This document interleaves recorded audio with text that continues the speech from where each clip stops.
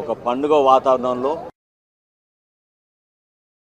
మా కూటమి ప్రభుత్వం తీసుకున్న ఒక ముఖ్యమైన నిర్ణయం గౌరవ ముఖ్యమంత్రి గారు చంద్రబాబు నాయుడు గారు అదేవిధంగా ఉప ముఖ్యమంత్రి గారు పవన్ కళ్యాణ్ గారి సూచనలతోటి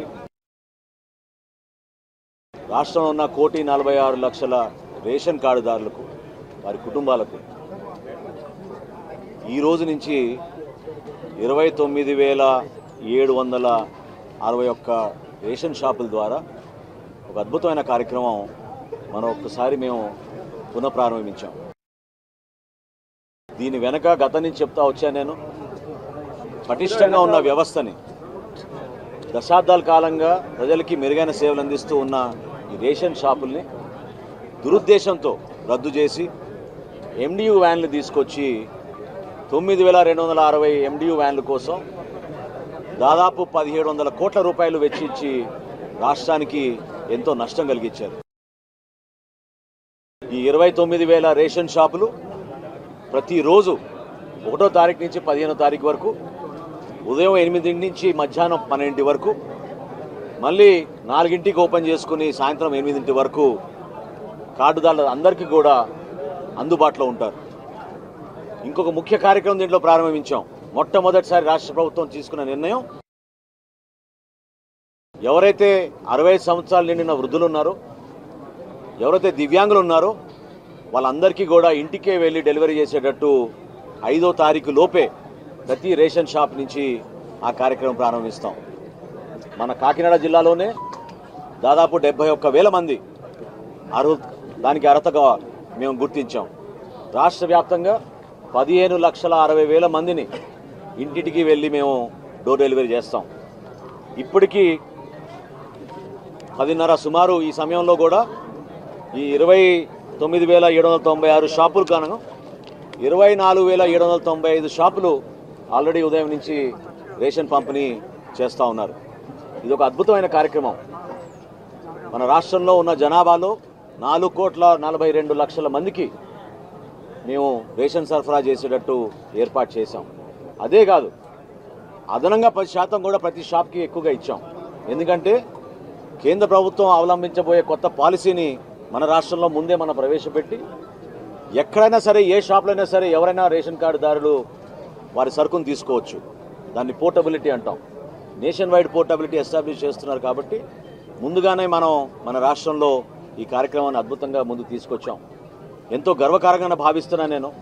మా పార్టీ అధ్యక్షులు పవన్ కళ్యాణ్ గారి నియోజకవర్గంలో పిఠాపురంలో ఈ రోజున ఈ రాష్ట్ర వ్యాప్తంగా ఈ కార్యక్రమాన్ని ప్రారంభించడం ఒక గొప్ప అదృష్టంగా భావించడమే కాకుండా మా నాయకులు కార్యకర్తలు అందరూ కలిసికట్టుగా ప్రతి షాప్లో కూడా ప్రతి గౌరవ శాసనసభ్యులు, పార్లమెంట్ సభ్యులు, మంత్రులు అందరినీ కూడా ముఖ్యమంత్రి గారు కూడా ఆదేశించారు.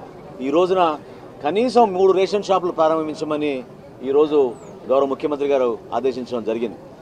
ఖచ్చితంగా ప్రతి నియోజకవర్గంలో కూడా పారదర్శకంగా, నిజాయితీగా ప్రతి కుటుంబానికి ప్రతి డీలర్ కూడా ఆదర్శవంతంగా నిలబడేటట్టు మేము తీర్చిదిద్దాం.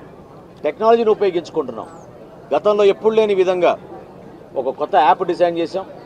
ఆ యాప్ ద్వారా ఎప్పటికప్పుడు నమోదు చేసుకుంటూ ప్రతి గంట కూడా మాకు పెన్షన్లు ఏ విధంగా మేము ప్రతిరోజు సమాచారం అందిస్తున్నామో అదేవిధంగా రేషన్ సరుకులు కూడా ఎన్ని షాపుల్లో ఎంతమందికి అందిందో, ఏ గంటకి ఎంతమందికి అందిందో దానిపైన కూడా మేము ఖచ్చితంగా సమాచారం మేము తెచ్చుకుంటున్నాం ఈ టెక్నాలజీ ద్వారా.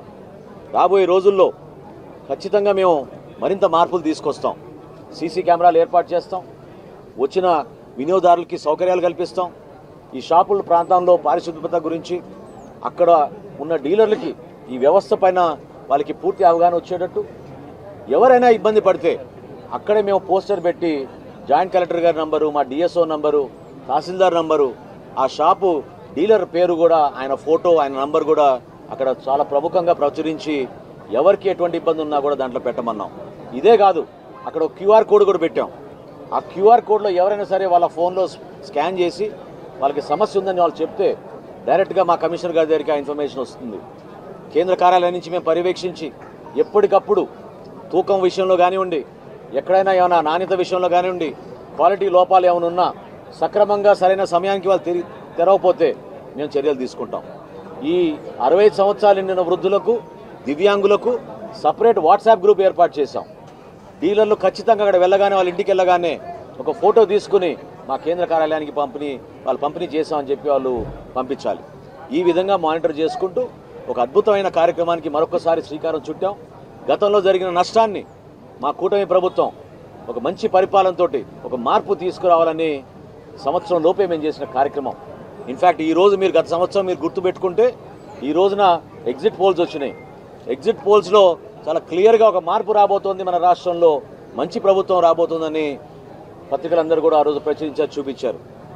ఆ విధంగానే మా పరిపాలన కూడా గౌరవ ముఖ్యమంత్రి గారి ఆధ్వర్యంలో ఖచ్చితంగా ప్రతి కార్యక్రమం సంక్షేమం కానివ్వండి, అభివృద్ధి కానివ్వండి, ప్రజలకు అంకిత భావంతో చేసుకుంటూ ముందుకెళ్తాం. అధికార యంత్రాంగం కూడా చాలా సహకరించారు ఈ కార్యక్రమాన్ని ముందుకు తీసుకెళ్ళడానికి. ఎందుకంటే మామూలు కార్యక్రమం కాదు, చాలా ఇబ్బందులు ఉన్నాయి. కోర్టు ద్వారా కూడా చాలామంది ఆపడానికి ప్రయత్నం చేశారు. అయినా కానీ ఒక నమ్మకంతో ప్రజలకి ఖచ్చితంగా మేము మెరుగైన సేవలు అందించగలుగుతాం. రేషన్ షాపుల ద్వారానే డెఫినెట్గా మేము ప్రతి కుటుంబానికి అందించాల్సిన సరుకులు నిజాయితీగా అందించగలుగుతామని మేము నిర్ణయం తీసుకున్నాం. నిన్న ముఖ్యమంత్రి గారు మాట్లాడుతూ ఏ విధంగా బియ్యం అక్రమ రవాణా చేసుకుంటూ ఎంతోమంది దీంట్లో పాల్పడుతున్న విషయం కూడా ప్రస్తావించారు. మీకు తెలుసు గతంలో ఏ విధంగా చేశాం. ఈ సంవత్సరం కాలంలో మొట్టమొదటిసారి రైస్ స్మగ్లింగ్ని పీడీ యాక్ట్ కింద తీసుకొచ్చాం. ఆ చట్టం కింద తీసుకొచ్చి కేసులు కూడా బుక్ చేసి కాకినాడలో కూడా మీరు చూశారు, చెక్ పోస్టులు ఏర్పాటు చేశాం. రాబోయే రోజుల్లో ఖచ్చితంగా నెల్లూరు జిల్లాలో తడలోను, కృష్ణపట్నం దగ్గర కూడా అదే విధంగా పర్యవేక్షించి ఖచ్చితంగా మన ప్రజలకు అందించాల్సిన ఈ సరుకుని ప్రతి ఒక్కరికి అందించే విధంగా ఈ కార్యక్రమాన్ని ముందుకు తీసుకెళ్తాం. మీరందరూ కూడా సహకరించినందుకు, ఈ కార్యక్రమాన్ని అద్భుతంగా చేసినందుకు, నాతో పాటు వచ్చిన గౌరవ శాసన మండలి సభ్యులు హరిప్రసాద్ గారికి, గౌరవ శాసనసభ్యులు నానాజీ గారికి, వర్మ గారికి, మా తుమ్మల బాబు గారికి, మా కమిషనర్ సౌరభ్ గౌర్ గారికి, జాయింట్ కలెక్టర్ గారు, ఇక్కడ ఉన్న అధికారులు అందరికీ కూడా ప్రత్యేకంగా నేను ధన్యవాదాలు తెలుపుకుంటున్నాను. ఈరోజు జరగబోయే కార్యక్రమాలు మీరే చూస్తారు. ఒక మార్పు, ప్రభుత్వం ఏ విధంగా ప్రజల నమ్మకాన్ని నిలబెట్టుకోవడానికి కోసం మేము తీసుకున్న చర్యల్ని 100% ప్రజలకే మేము అంకిత భావంతో పనిచేస్తూ నిజాయితీగా ఈ కార్యక్రమాన్ని విజయవంతంగా తీసుకెళ్తాం. దానికి సహకరించిన మీ అందరికీ కూడా ప్రత్యేకంగా ధన్యవాదాలు.